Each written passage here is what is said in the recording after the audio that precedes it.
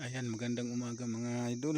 Ito na naman po ako sa bukid at ako lang pong mag-isa dito kasi si Idol Ares ay naiwan sa baba.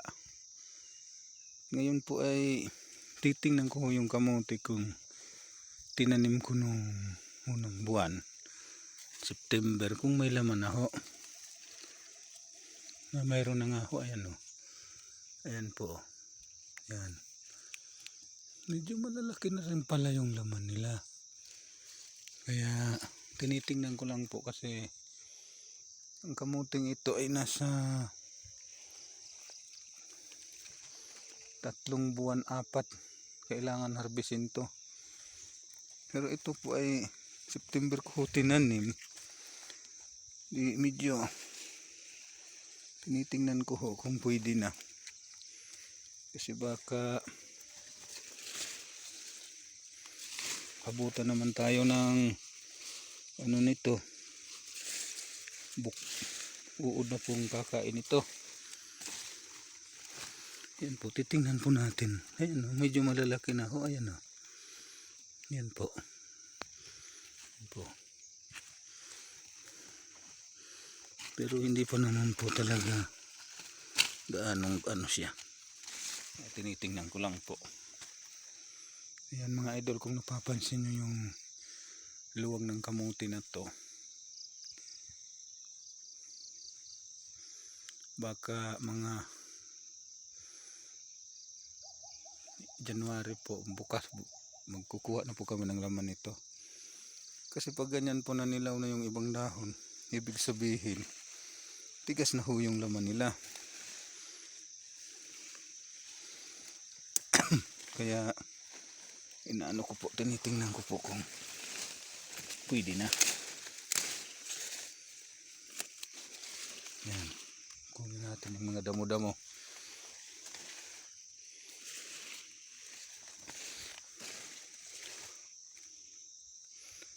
Medyo mahirap din po yung pag maraming damong kamote. Ito, nilinisan ko pa lang po ito. Kung napapansin nyo yung naglinis ako dyan sa kamuting kahoy ko ho. Ayan po yan, kamuting kahoy ko pababa. Maluwang din ho yan. Yan. Nung unang pag-video ko rito, itong kamuting ito hindi pa ito ganito kapal. Ngayon kasi ano na po ito, 4 na buwan na po kasi September, October, November, December. 4 na po. Ang plano ko nito, bawas nito ngayong January. Ay malalaki nang ang laman. Kaya ngayong January para abang-abangan ho yung nito, dahil pagbawas nito bibidyohan ko po. At ipapakita ko sa inyo kung marami bang makuha kami o kunti lang ba. Yan po. Yan.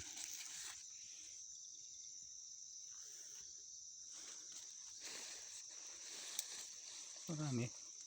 Hindi lang laman. Yun.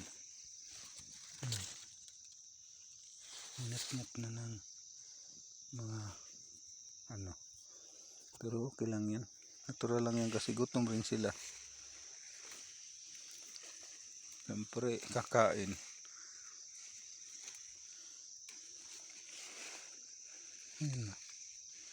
Ano puno, tama talaga to January. Yan o.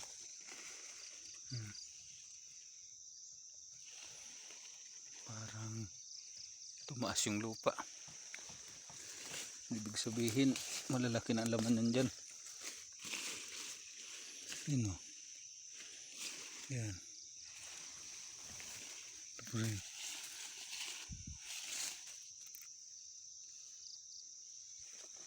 Tama talaga January. Mayroon na rin laman. Yan o. Umano yung mga lupa o. umangat. Ito naman po yung pinakahuli kong tinanim na pumasok na po ito ng katapusan na po ito ng October. Yan po. Yan itong binahaan. Yung sinabi na Idol Aris na yan. Binahaan po ito dito. Lahat ng mga tanim ko ng kamote na dala pababa. Ewan ko kung saan tinanim ng ni Christine. Dinala ni Christine pababa. Nilipat siguro. Lukong bagyong yun ah. Yan din po ang pinakahuli kong tanim yan. Yan. Maluwang din po yan. Yan po kulay puti yung mga dahon niya pero pula po ang laman yan. Ito naman po yung orange. Yan pula rin yan. Yan. Yan maluwang yan. Yan. Punta sa baba. Yan. Yan doon sa dulo. Kamuting kahoy naman. Yung nandito rin. Itong pinaka ano ko na. Siguro mga pitsa 22 ng Oktubre na tanim ko na. Ayan, gumapang na rin sila oh. Yan.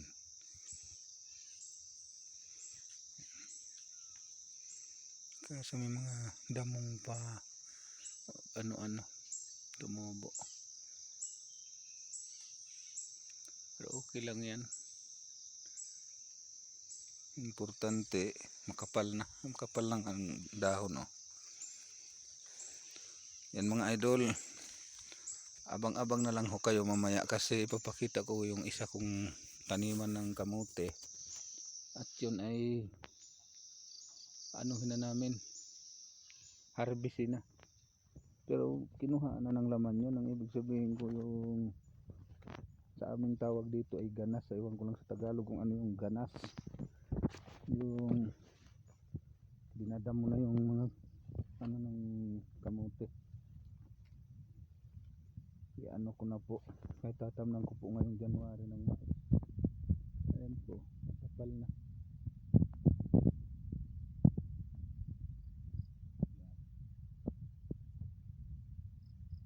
Kasi may bago naman akong tanim na kamote kaya dito ko nang gamuhin yung mga kamote doon. Sige mga idol, abang-abang ako kayo. Maraming salamat sa inyo. Magandang umaga ulit sa inyo mga idol. Ito na ako sa isa naming kamutihan. Yan. Yan, 'di ba?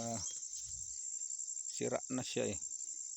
Mga wala na siguro gaanong laman kasi marami na kaming nakuhang laman dito. Taba ng karabasa oh. Tapos madadamo lang yan. Sayang. Ito. Ayun ho si ate oh. Sa ibaba.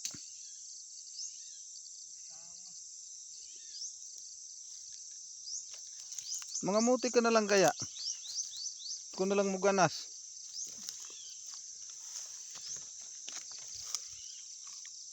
Kidi ka man kamao. Yan po.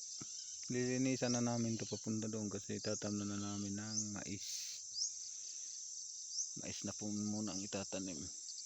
Kasi yung kamote wala na oh. Yan. Dito namin kinuha yung mga pananim doon sa kabila.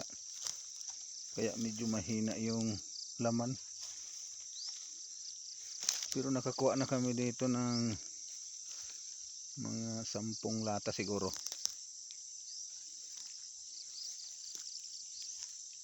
Kahit ganyan lang yan. Yan. Ha?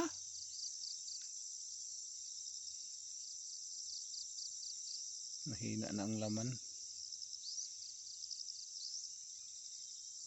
Yan. Kahit matarik yan ay nilinisan ko pa rin kasi yung mga nyug maliliit pa. Di pwede yan pabayaan. Matatakpan yan ng damo. Mamamatay rin. Kaya yan, linis pa rin. Dito tayo magsimula sa baba. Namulaklak ng kamuti, daming laman ito. Yan mga idol, oh. Kaya maluwang itong kamuting ito, kaso wala na.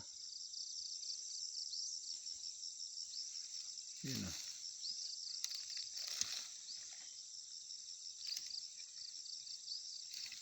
Yan. Kahit ganito lang ito, magandang mais dito. Tinamnan ko to dati kasi kinain ng unggoy.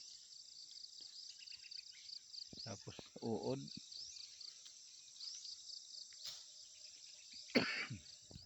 Yan. Sa baba, mga kuryoso naman yan. Oh. Yan. Di, maraming salamat sa inyo mga idol. Abang-abang na lang kayo mamaya kung marami ba kaming makuha.